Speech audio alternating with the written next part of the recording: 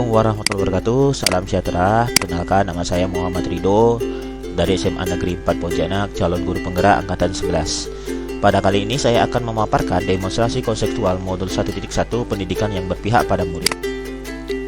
Menurut Ki Hajar Dewantara, pendidikan dan pengajaran itu berbeda. Pengajaran itu adalah bagian dari pendidikan. Pengajaran itu adalah proses pendidikan dalam memberi ilmu atau berfaedah untuk kecakapan hidup anak secara lahir dan batin. Pendidikan itu memberi tuntunan terhadap segala kekuatan kodrat yang dimiliki anak agar ia mampu mencapai keselamatan dan kebahagiaan yang setinggi-tingginya, baik sebagai seorang manusia maupun sebagai anggota masyarakat. Ki Hajar Dewantara juga menjelaskan bahwa tujuan pendidikan itu adalah menuntun segala kodrat yang ada pada anak-anak agar ia mencapai keselamatan dan kebahagiaan yang setinggi-tingginya, baik sebagai manusia maupun sebagai anggota masyarakat. Ki Hajar Dewantara mengibaratkan bahwa peran pendidik itu seperti seorang petani.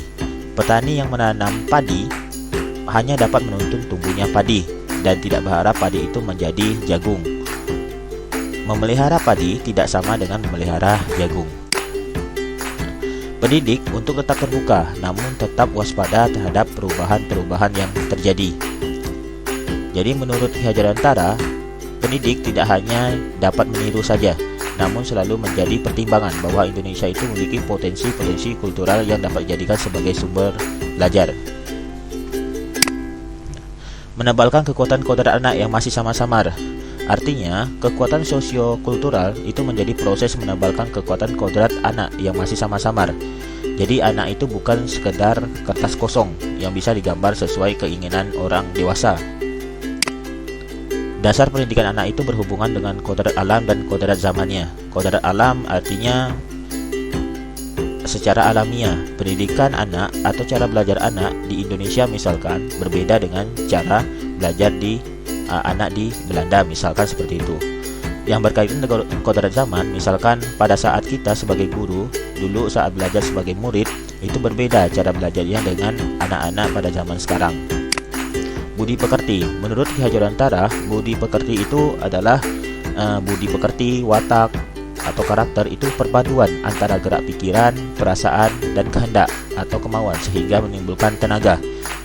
Jadi budi pekerti itu dapat diartikan sebagai perpaduan antara cipta, karsa, sehingga menciptakan karya fisik motor.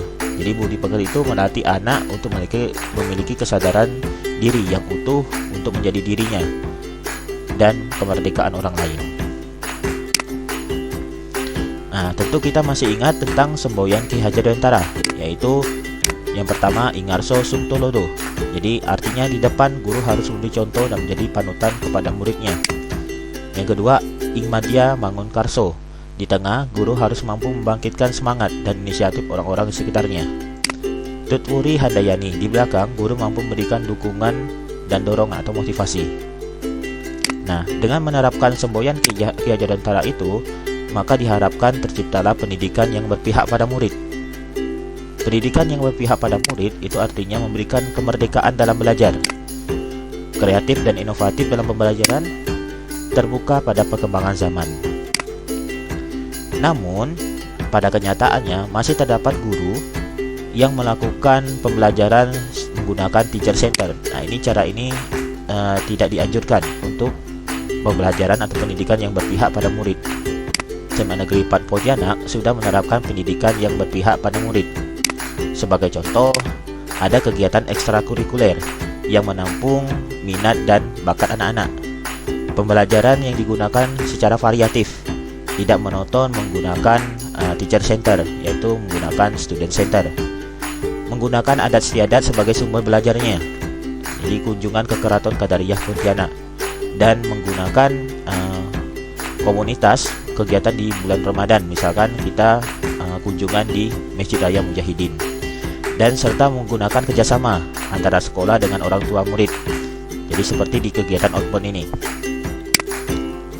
Nah, tantangan yang dihadapi adalah kalau kita lihat dari sisi gurunya, jadi masih terdapat guru yang belum memahami filosofi pemikiran Ki Hajar Dewantara, yaitu pendidikan yang berpihak pada murid. Dari siswanya, partisipasi aktif murid dalam mengikuti proses pembelajaran itu masih tergolong rendah. Sarana prasarana itu proses pembelajaran masih belum memadai. Solusi yang akan digunakan untuk menghadapi tantangan tersebut adalah: 1. Untuk gurunya diberikan pemahaman kepada guru terkait filosofi pemikiran KHD, baik melalui pelatihan, pendampingan, ataupun melalui bimbingan melalui rekan sejawat. Sedangkan untuk siswa, kita menggunakan model pembelajaran yang lebih bervariatif dan inovatif, lalu meminta murid memilih konteks belajar sesuai minatnya. Sedangkan untuk sarana menggunakan lingkungan belajar sebagai sumber belajarnya dan menggunakan media pembelajaran sederhana yang dapat mendukung pendidikan yang berpihak pada murid. Baik, itu pemaparan saya tentang demonstrasi konseptual modul 1.1. Sekian dan terima kasih. Assalamualaikum warahmatullahi wabarakatuh. Salam sejahtera.